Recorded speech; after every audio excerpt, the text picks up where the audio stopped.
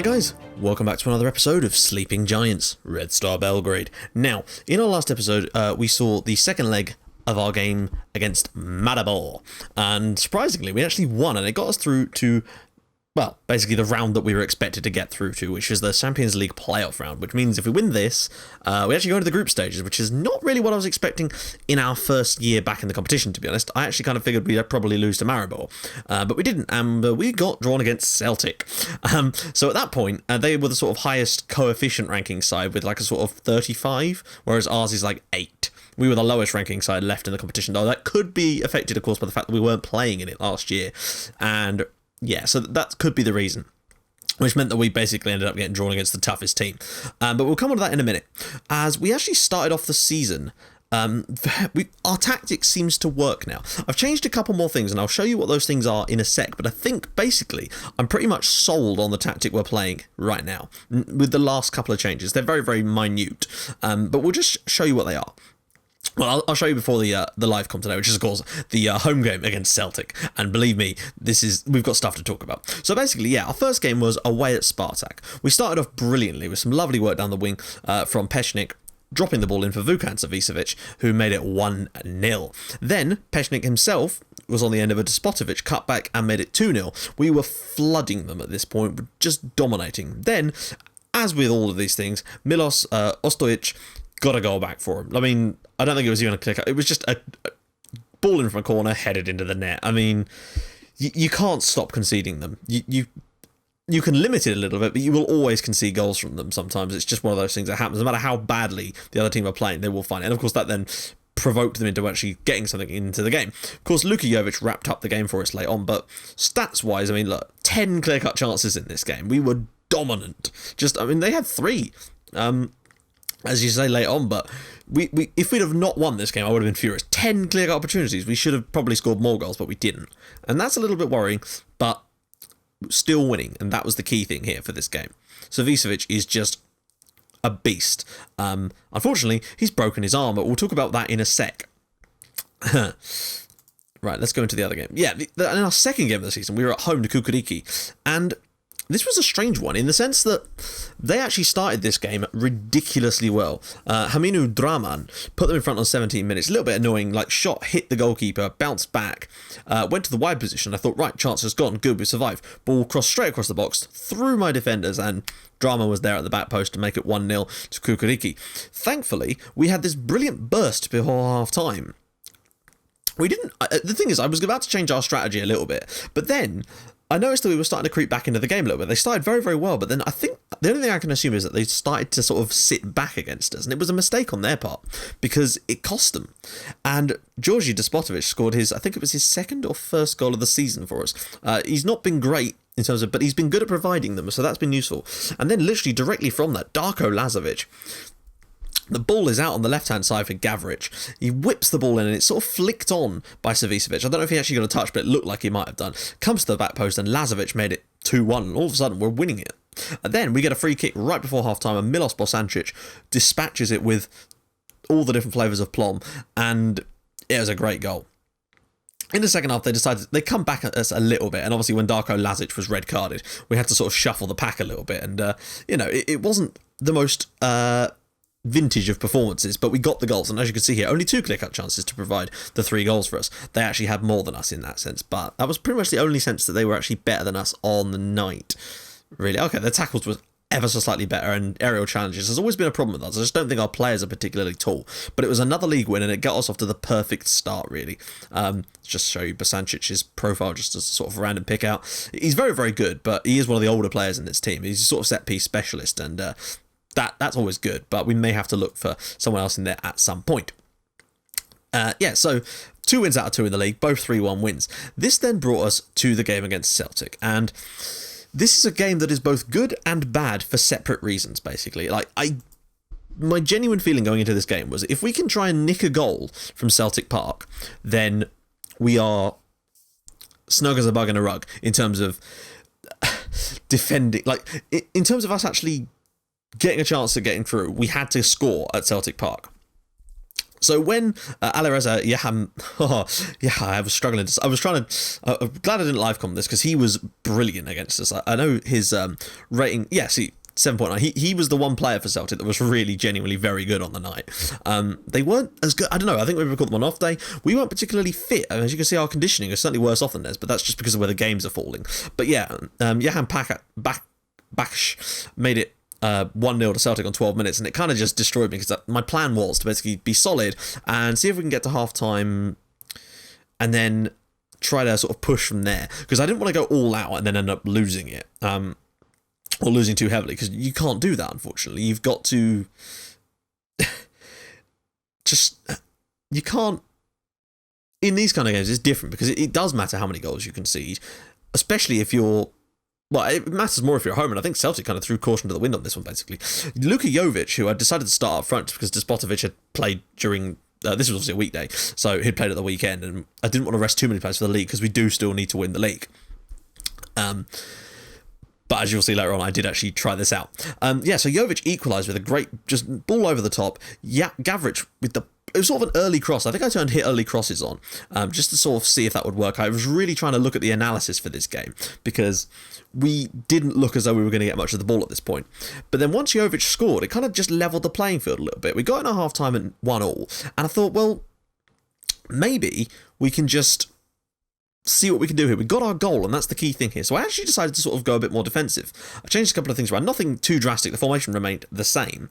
And then Vukan Savicevic, who else, came in there with those late runs where he just runs in behind Jovic and smashes us 2-1 up at Celtic Park. And I thought, we cannot be serious. It's actually happening. Of course, Bill Gilmartin, who I'm assuming is a regen. Oh, maybe not. Sorry, Celtic fans. I apologise. I've not heard of this lad. And we know nothing about him, clearly. Made it 2-2. And still, that would be a very, very good result for me. And then when Nenad Gavric came up with the far post and made it 3-2, I couldn't believe it. Like, we played relatively well in this game. Like, I don't know if we maybe deserved to win the game. Like, we had a lot more shots on target. And that for me, was the key. Celtic actually had some decent opportunities, I think, in terms of clear cuts. Or maybe not.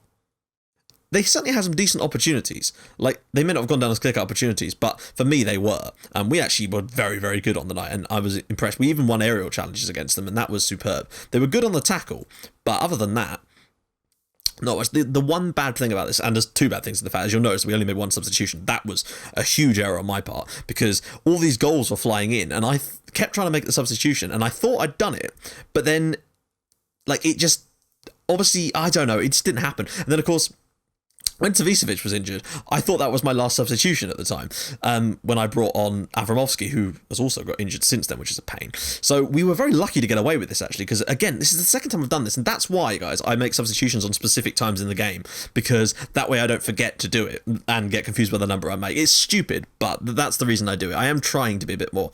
So we could have very well thrown that one away. But yeah, so that's given us a huge opportunity. In our next game, because of the match we're playing in today's episode, I decided to rest a couple of players. And by that I mean I did a pretty much full squad rotation. So as you can see, Stankovic, Ilicic, Mihailovic, Avramovsky played, Rakic played, Strakwa-Lursi, Planic, Marcic. All youngsters, really. Just to try and freshen things up. And you might think, well, that's why you lost 2-0. Yeah, but still we should have won this game absolutely comfortably. The injuries to Avramovsky and Petkovic are also a pain in my arse. Yeah, we just... it was a pain. Like, we were very, very good on the night. Yes, we may have played a second string side, but the fact is we still dominated these guys. They scored a goal from a cross. That was very, very lucky. And then they got a penalty. That was all they did in the entire game, basically. Their one clear opportunity was the penalty. We weren't super good, but the fact is we didn't deserve to lose this 2-0. But it just happens sometimes, and it's one of those prices you're going to have to pay for resting players, basically. So that's what happens. And all of that basically leaves us 4th in the league, but it could be worse. Like, we're only a point off the top. It's nothing too serious. Jagodina have had a good start, of course. Partizan have already lost a game, which is interesting. But yeah, we are going to have to sort of pick that pace up a little bit. For me, at the moment, I'm going to concentrate on the Champions League. That's where it lies. And we've got a crazy good opportunity because I know that we could get some serious money if we can get through this. So the way it works, actually, let's just look at the squad as well before we go into today's game. Goals, Savicevic, Bosancic have 5 each, both midfielders, interestingly. Assist-wise, Savicevic has 5. Player of the match, Savicevic and Bosancic with 2 apiece. You can see what I mean about how good they've been. Kovacevic has our best pass rating, but that's, it's always that player.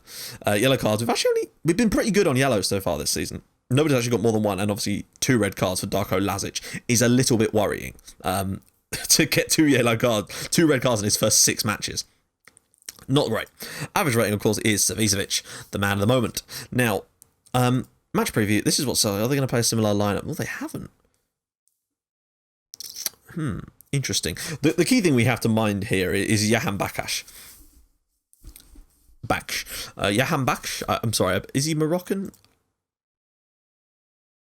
No, he's Iranian, isn't he? Is that Iranian? Iran, yes. Apologies for that. Wow, he looks quite a decent player, actually. Okay, right. So, yeah. That's an interesting lineup, actually. I just want to see... So if you remember, in the last episode, we changed the tactics around a little bit and went for this sort of central striker and deep-lying forward style idea, essentially. And...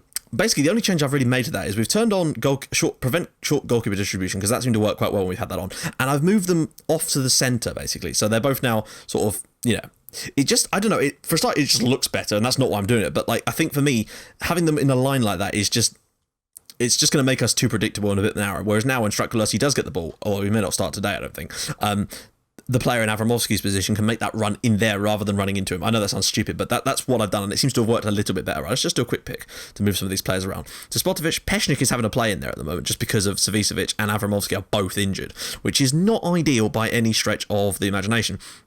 But in every other area, we're pretty strong. So Gavric and Lazovic on the wings, Bosancic, Kovacevic in the halfback position, Pekovic, Lazic, Jovanovic and Antic, and obviously Karaman is back, which is great.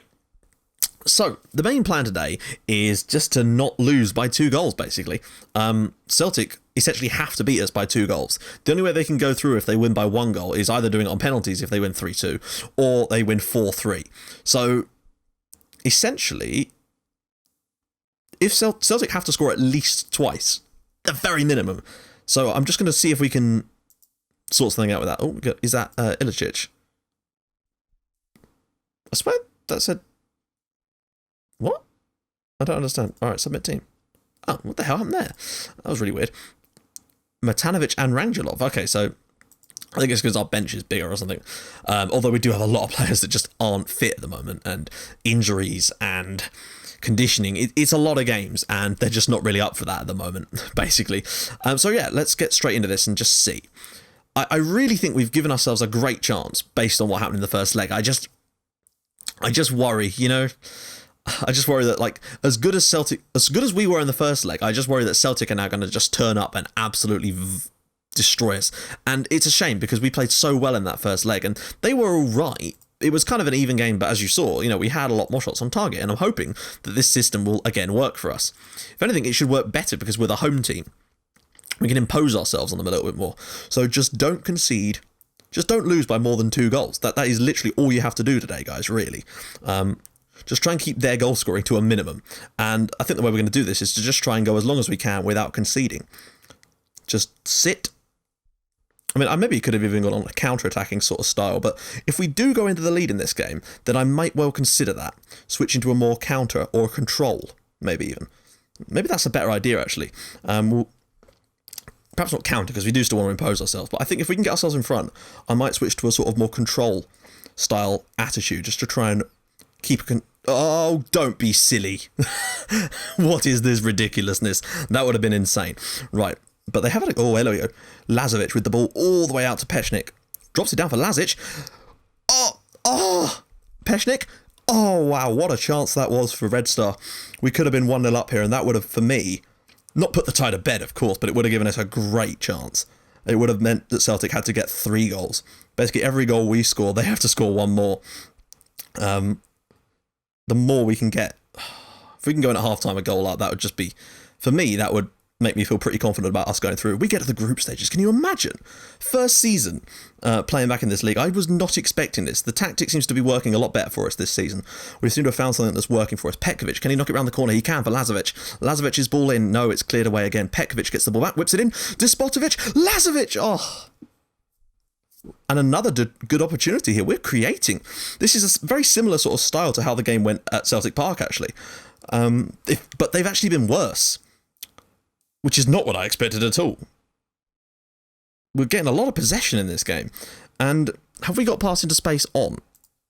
Yeah, okay, we do. That's fine, because we're getting a lot of the ball anyway, so us losing it occasionally when a pass goes awry isn't actually the worst thing in the world. Wow, we've been so good to start with. Antic, Gavric, Despotovic. Oh. Wait, what? Oh, I thought we won a penalty or something there. That would have been... We've started this game so well. Even better than we were against Celtic at Celtic Park. I just love the way we're playing. Petkovic, ball in again. Lazovic on the edge of the area. Can he get across? Peshnik. Oh, he's at the post. Oh, my goodness gracious me. What a start. But the worry for me now is that we've not put the chances away. And Celtic aren't going to be this bad for the entire game, you wouldn't think. Although, half an hour in and they've had one shot. Oh, now they've had a couple. Uh-oh. Please don't tell me this is the part where it all gets ruined. Antic, back to Petkovic. Should just knock it around the corner. Here we go. Antic whips it across. Gavric! Oh my god, he's missed again! Oh, I can't believe we're not winning this game. We are playing superbly. This is probably the best I've seen us play this season. As good as the performance was at Celtic, we were firmly... they were firmly in that game with us. That it was a end-to-end kind of battle. They just sort of missed a lot of their chances. But this is the thing I'm worried about now. In the second half, this conditioning, again, they're not as fit because we've had these extra games. And we are going to have to make some substitutions. I'm not going to make them just yet. The thing is, I'd like to bring on Jovic, just give a little bit of extra pace and get Despotovic off. But he's one of the few players that is fully having a good time here. It's these areas here, and I have just no one that can sit. Peshnik may have to play the entire game. We'll examine that a little bit more later on. I just really hope that we haven't screwed the pooch here by missing those golden opportunities in the first half. But as it is, we've not conceded. They still need to score at least 2 goals in this second half, basically, and that's without us scoring. I'd still feel that even if they got a goal, we could go and just nick one. They've not... Oh, hello. Now, here they come. So we're just going to do a little... Now, to be fair, the body language of the team is actually in quite good shape at the moment. So we're going to make a substitution around 65 minutes. I'm going to make one at 65, one at 75, and one at 85. No! Oh, look where this is going. Actually, they've got quite a few players forward, and he's just going to wait for the space to emerge. Joe Martin. Joe Martin is a good player. I think it was Joe Martin. Right, substitution time. What have we got? Oh, Peshnik's got to come off.